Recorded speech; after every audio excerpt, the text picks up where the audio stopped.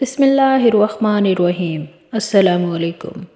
دور حاضر کا سب سے بڑا شرک۔ غیر اللہ کی حاکمیت کا تصور اس دور کا سب سے بڑا شرک ہے۔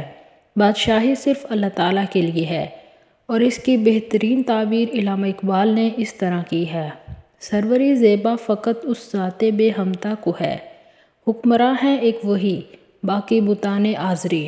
چاہے وہ فرد واحد ہو جو فرعون یا نمرود بن گیا ہو، اور چاہے وہ حاکمیت جمہور کا تصور ہو۔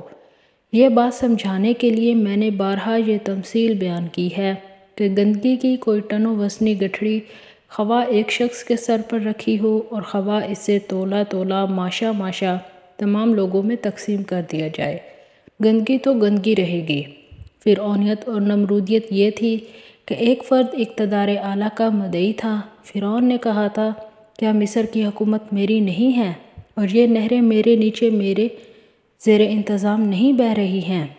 یعنی یہ آبپاشی اور آب رسانی کا سارا نظام میرے اختیار میں ہے، جس کو چاہوں پانی دوں، جس کا چاہوں موگا بند کر دوں۔ یہ تھا فرعون کا دعویٰ، جس کو قرآن مجید نے تعبیر کیا کہ اس نے خدائی کا دعویٰ کیا۔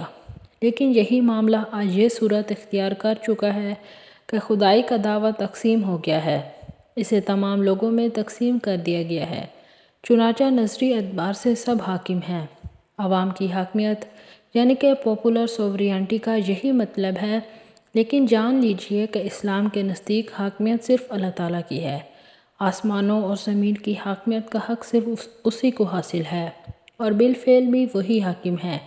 اگر آپ کو میری ویڈیو اچھی لگی ہے تو آپ میرے چینل کو سبسکرائب کر دیں اور میری ویڈیو کو لائک کر دیں۔